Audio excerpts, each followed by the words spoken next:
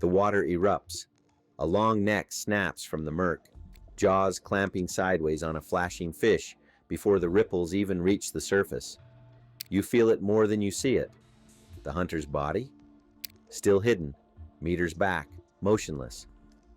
We're not the top of the food chain here. Today, 5 ancient marine hunters that redefine apex. How they moved without warning, how their mouths were engineered for specific prey, and what fossils actually show. We're staying evidence first, no movie myths. For scale, think this. A small car for a torso, a city lamppost for a neck. If that rattles you, good. Body 1. The ambush engineers, Elasmosaurus and Plesiosaur kin. Forget the bathtub toy stereotype. Long-necked plesiosaurs weren't clumsy, they were precision tools. The stakes are simple. If you were a fish or small marine reptile in a quiet cove, you felt safe until a head the size of a bucket slid in from a direction that didn't make sense. The danger wasn't where you looked, it was where you didn't. Let's break that down. The current evidence suggests many elasmosaurs held their broad bodies back in deeper, murkier water while using the neck like a periscope, not high and waving, but low, straight, and narrow, minimizing wake. Hydrodynamics matter. That long series of cervical vertebrae, dozens of them, gave the neck flexion like a gentle S-curve, not a whip. Cervical ribs reinforced the tube, distributing forces so the head could make small, planar adjustments without dragging the whole animal forward. Less drag means fewer ripples. Fewer ripples mean no alarm. Action looked strange. The head didn't charge prey head-on. It angled in, then pivoted from the last few vertebrae. 4 hydrofoil flippers, front pair for lift and steering, rear pair for stability and braking, held the body almost still. Think of the flippers like wings and ailerons on a glider, tiny strokes, micro corrections. The kill came from a sudden lateral snap, then a retreat, the neck retracting along its own wake, which was already dissipating. Here's where it gets crazy, in a measured, data-backed way. Some researchers hypothesize group hunting in sheltered waters. Why? Bone beds with multiple individuals and the geometry of that neck. If several animals stagger their bodies outside a shoal while necks probe from different angles, escape routes collapse. That's a hypothesis, not a certainty, but it fits the mechanics. Quiet station keeping with synchronized head strikes. Microstory. A sardine-like shoal flares silver and splits along a sandbar. The fish flee the obvious threat zone, open water behind them, straight toward rocks. They don't register the rock. 8 meters back is a still body, flat as a boulder, shadowed by eelgrass. 2 heads, not one, angle through the grass blades. One faints, the second bites. The shoal's own panic writes its trap. What about the neck's strength? The data shows vertebra counts over 70 in some species, with interlocking facets that favor lateral motion and controlled vertical arcs. Not a crane. More like a segmented boom designed for small course corrections. That design also let them reach into vertical spaces, over ledges, under floating mats, into tide-churned foam. Nursery coves that looked safe from big-bodied pursuers turned into hunting lanes for small, precise heads. Evidence backs stealth. Wake modeling suggests a narrow cylinder. Penetrating laminar water produces less surface signature than a broad snout driving forward. Fossils show streamlined neural spines and elongated cervical centra that reduce turbulence as water moves along the neck. We don't need flashy numbers. The shapes themselves tell the story. Meanwhile, short-necked plesiosaurs, the pliosaur-type hunters, played a different game. Shorter neck, bigger skull, higher bite forces, more pursuit, and close-quarters grappling.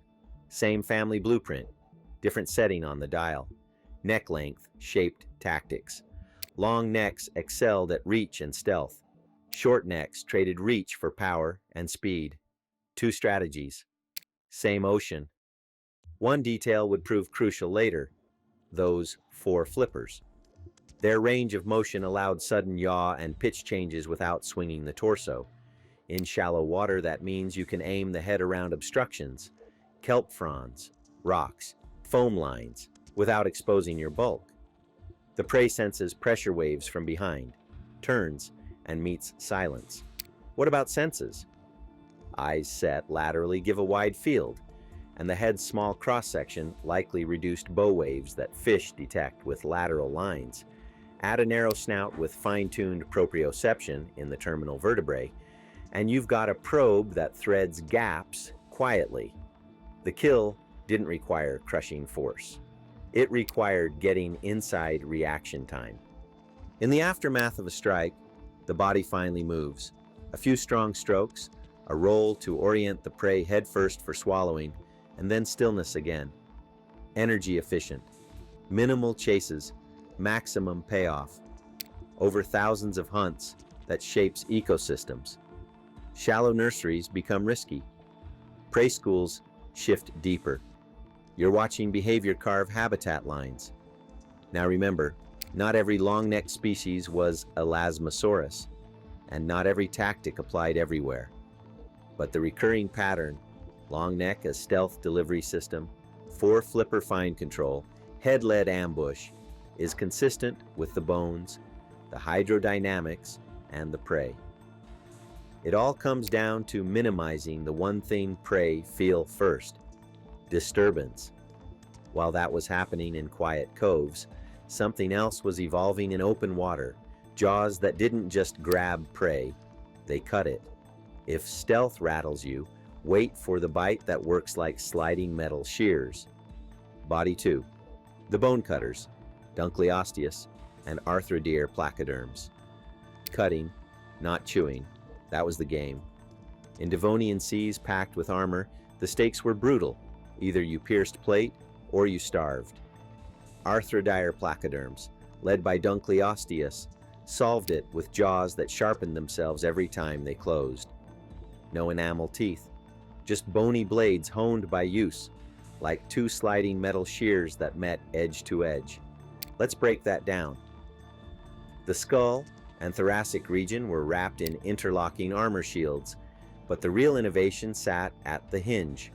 A four-bar linkage, bones moving in a coordinated geometry, converted muscle pull into jaw acceleration. The current evidence suggests those bars let the lower jaw drop fast, then slam shut even faster. Speed matters because penetration isn't just force. It's force concentrated along a thin line. With each bite, the opposing plate scraped, refreshing a razor edge. The jaw maintained its edge by doing what it did best: biting. Action looked like this: a target, an armored fish, a shelly arthropod, hovered over reef structure. Dunkleosteus approached from a slight angle, body stiff in the front because of the armored head and chest, tail undulating behind like a single powerful paddle. At strike range, the lower jaw snapped down, creating suction that pulled prey in. Then, the upper and lower blades scissored past each other. Not a crunch, a cut. The plates followed long, curved paths that maximized the sliding contact, turning a bite into a slice. Now, how do we know this? Reconstructed mechanics from fossils show articulation surfaces that match a four-bar model. Muscle attachment scars on the head shield indicate robust adductor muscles. Micro wear on the biting edges reveals parallel striations. Exactly what you'd expect from two hard surfaces passing repeatedly. Some specimens even show beveled margins, where the plates ground themselves into an edge over a lifetime. Stakes for everything else were huge. Once a predator can breach armor, the arms race spikes. Growth rings in armor plates, yes, like trees, show periods of rapid deposition that may correspond to increased predation pressure. Reef communities shift.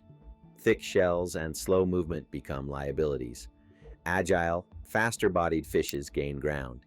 The ecosystem tilts toward speed. Microstory. A juvenile arthrodires head shield turns up in shale, the front rim scored by half-moon gouges that match adult jaw arcs. That's not decoration, it's impact. Intraspecific combat or cannibalism left signatures on bone. The data shows these weren't rare. Some juveniles carry repeated marks, healing lines framing the gouges. Survive a bite, grow thicker, try again. The sea wrote rules in scar tissue. What nobody knew at the time, of course, was that cutting power isn't only about blade state, it's also about jaw path. Dunkleosteus didn't clamp like a vise. The jaws rotated to bring the sharpest portion of the plates across prey with a long sliding stroke. Think two guillotines that don't meet tip to tip, but glide past to maximize shear. That geometry reduces the need for absurd peak force because the cut lengthens the moment of contact, distributing effort while maintaining penetration. Meanwhile, armor up front meant trade-offs. Arthrodires had limited cranial mobility beyond the linkage system, so they compensated with body plan. The posterior body was all propulsion, a deep trunk tapering to a powerful tail fin. Quick bursts, short engagements, no protracted chases. You can see that in the distribution of fin supports and the attachment zones along the trunk. Everything angles toward launch and brake. Impact rippled outward. With reef browsers no longer safe inside shells, primary producers faced new grazers that could reach them. Predator guilds simplified. Fewer slow tanks, more sleek runners. It all comes down to what the top can process. If the apex cuts through bone and plate, the mid-tier either speeds up or hides where jaws don't fit. One more detail. Self-sharpening isn't magic, it's wear direction. The biting surfaces show harder, denser bone along the working edges and softer bone behind. So abrasion preferentially removes the trailing material, preserving a thin, hard lip. The system tunes itself through use. That's elegant engineering born from growth and stress. In the aftermath, you see ghost neighborhoods on ancient reefs, empty niches where thick-shelled browsers once crowded. The cutters patrolled, and everything recalibrated. Cutting is scary, but saws are worse. From engineered mouths, we move to engineered conveyor saws hidden inside jaws. Body 3, the spiral saws, Helicoprion, and the world-jawed sharks. Cutting is scary, but saws are worse. And these weren't movie props. These were living conveyor saws that fed in silence. The stakes here are clarity and accuracy, because the fossils are cartilage and fragmentary. If we get the anatomy wrong, we miss the strategy. The jaw whirl isn't a gimmick, it's a solution to a specific menu, soft-bodied prey that needed slicing, not smashing. Now, how do we know this? The current evidence suggests the tooth whorl sat in the lower jaw, not hanging off the snout like a rotary blade. CT scans of skull elements place the spiral against the mandibular symphysis, anchored by cartilage supports. Wear patterns line the outer cutting edges, not the inner coil, which tells us where contact happened. That puts the action inside the mouth, not out front. So what did it do? Think of a rolling track that pulls food in while presenting a fresh cutting edge. As the jaw closed, the outermost teeth engaged first, then the whorl's spiral geometry advanced the next cusp into position. Each tooth matured along the coil, older crowns riding inward, while new tips formed at the perimeter. Its growth and function blended. The conveyor feeds itself. Action looked like this. An ammonoid, or a squid-like cephalopod, hovered in midwater. The world-jawed shark approached with a narrow head, small dorsal fin, and a long, sweeping tail, efficient for cruising. At strike, the lower jaw hinged down, the mouth sealed around the prey, and the spiral teeth gripped soft tissue. Closing pressure drew the mantle backward over the cutting edge. Slice, pull, slice again. No need to crush a shell if you never hit it head-on. You process the soft parts where they're exposed. Microstory. A squid pulses once, twice. A jaw arcs beneath it. Quiet. The first touch is a hook of enamel, then a pull. The mantle stretches like wet cloth, catches on serrations, and the spiral rolls it backward. In seconds, the body is ribboned, the arms slack, the water still. But that raises the question, why a spiral at all? It all comes down to tooth replacement and efficiency. Sharks replace teeth constantly. In Helicoprion and kin, replacement didn't shed into the water, it stacked into a spiral. New teeth added at the outer rim. Old teeth rode inward, creating a permanent sharpened ramp. You never lose your best edge because the best edge is always being renewed at the front. What nobody knew at the time was how the jaw cleared large items. The answer is jaw path. Modeling shows the lower jaw didn't just swing, it rotated slightly, converting closure into a rolling action across the prey surface. That rolling motion extends the cut and reduces peak force, much like a chef's draw cut. You need less bite force if the blade keeps moving.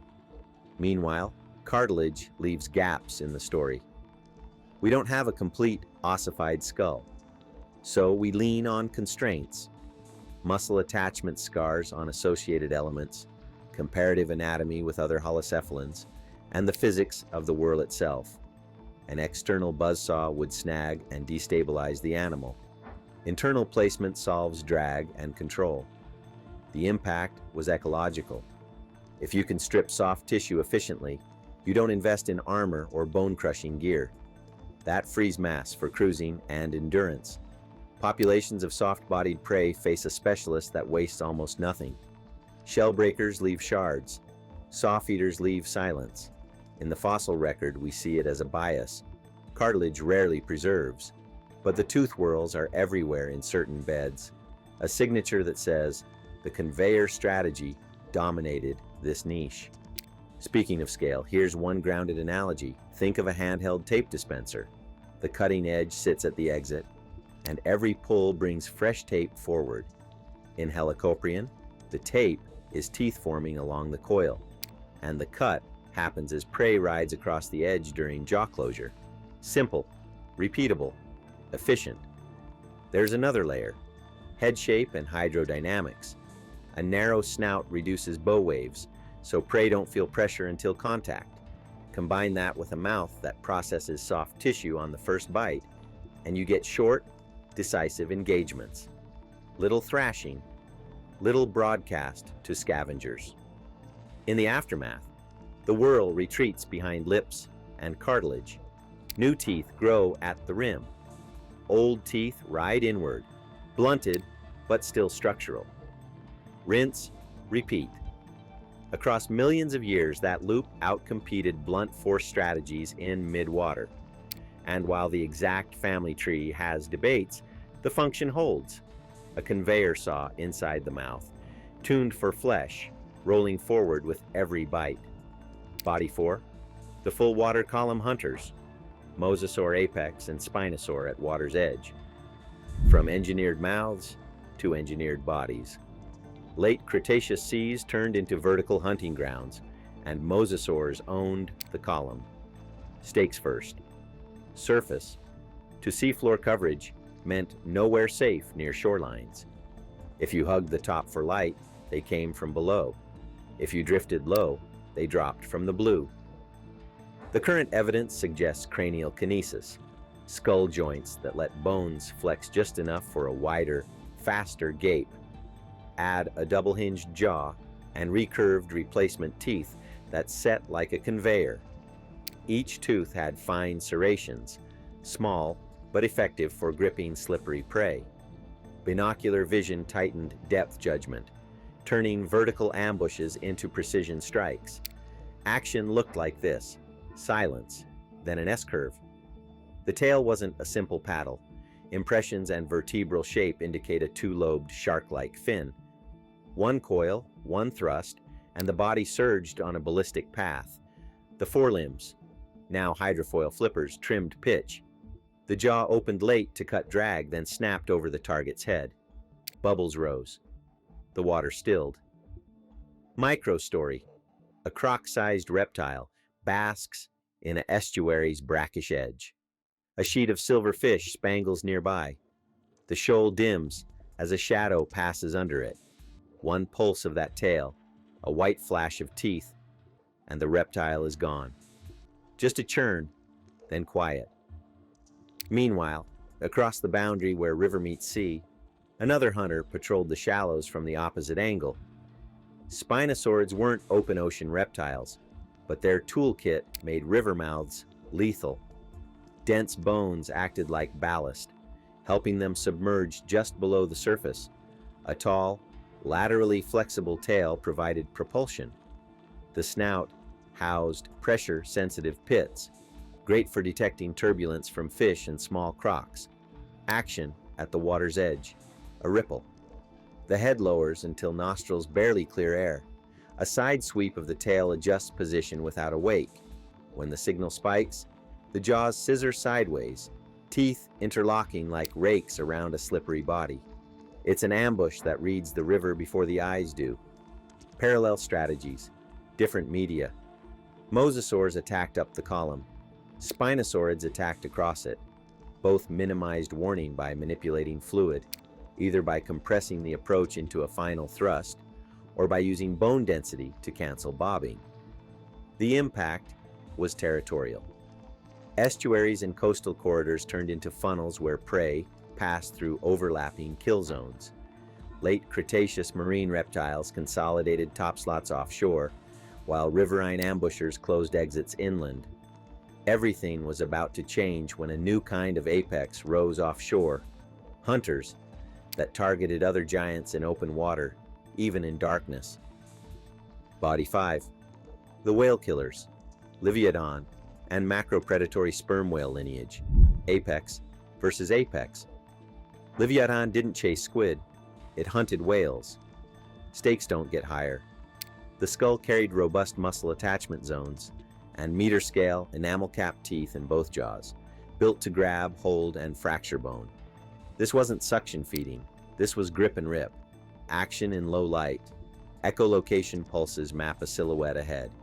The whale closes the gap with slow, deceptive strokes, then accelerates into a ram and bite. The first hit stuns, the second anchors, the third breaks. Bone crunch carries through water like a drumbeat. Evidence backs this. The teeth are proportioned for puncture and torsion, not just slashing. The cranial architecture suggests strong temporalis and masseter complexes. Contemporaneous prey fossils show healed and fatal bite marks, consistent with large macroraptorial odontocetes. The current evidence suggests a lineage of macropredatory sperm whales that use sonar not only to find prey, but to track it during evasive maneuvers. Clarify the contrast. Modern sperm whales specialize on soft-bodied prey, using suction and collapsible jaws. Livyodon and kin were different. Think shorter face, massive teeth, and a stiffer rostrum supporting repeated impacts. Echolocation in darkness turned night into usable hunting time, reshaping daily migrations of medium-sized whales that tried to avoid daylight hunters. Microstory, black water, clicks, scatter, return, refine. A shadow veers left. The attacker angles ahead of the curve. Contact. The sea goes quiet as the victim's fluke spasms and then stops. Impact cascaded upward. When top-level predators push other top-level predators, entire food webs compress. Prey whales likely shifted routes and timing, dragging their followers, scavengers, tag-along hunters, even plankton blooms linked to nutrient cycling, into new patterns. The open ocean became contested ground where size alone didn't protect you. The toolset did. Conclusion, resolution, and broader meaning. Apex status isn't about size. It's design meeting environment at the moment prey lets its guard down. If this changed how you picture ancient seas, subscribe for Evidence First stories, comment which hunter shocked you most, and queue up our next episode on reading bite scars in fossils, the clues that turn bones into behavior.